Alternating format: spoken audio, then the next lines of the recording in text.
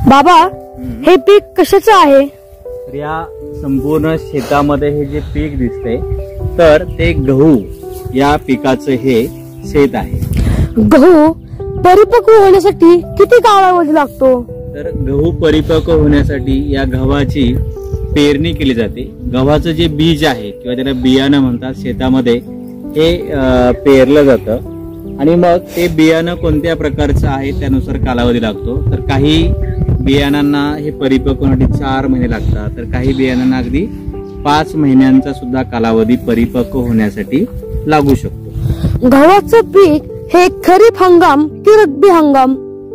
तर गव्हाचं पीक हे साधारणतः हिवाळ्याच्या कालावधीमध्ये म्हणजे रब्बी हंगामामध्ये हे पीक घेतलं जातं आणि नोव्हेंबर नंतर या पिकाची त्या ठिकाणी पेरणी केली जाते, लागवड केली जाते. तर हे रब्बी हंगामातलं महत्वाचं पीक आहे. गव्हाचा उपयोग कुठे होतो? तर गहू हे जे पीक आहे जगामधलं एक महत्वाचं असं पीक आहे. तर आता हे गहू आहे हे अन्नधान्य पीक आहे, म्हणजे याचा उपयोग खाण्यासाठी हे एक धान्य प्रकारामध्ये इथे लक्षामध्ये.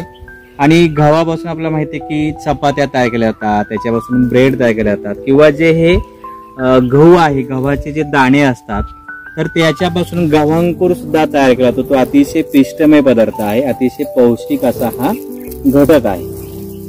पुढे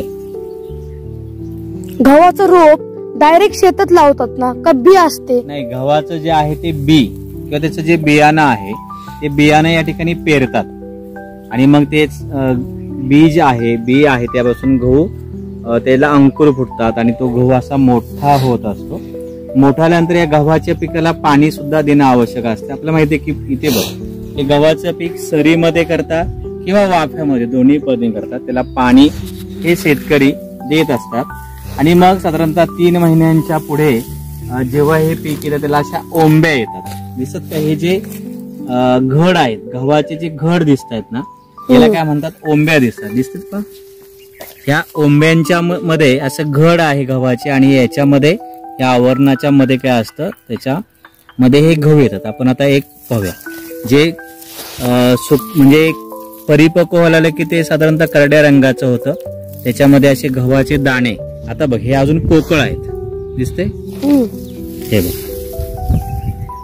पण अजून भरीव नाहीये. तर याला ओंब्या म्हणतात. हे गव्हाचे जणू काही घड आहेत आणि या घडामध्ये बघ किती ओंब्यामध्ये किती गव्हाचे दाणे असतात या आवरणामध्ये. आता हे पोकळ आहे, आणखी साधारणतः 15 दिवसानंतर हे काय होणार आहे?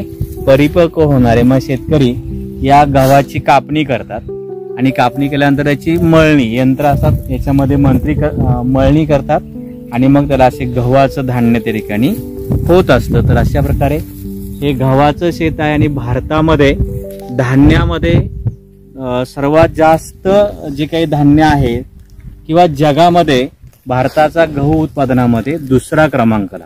कितवा क्रमांक आहे? 2रा. तर असं हे गहू खाद्य पीक हे अतिशय महत्वाचं आहे.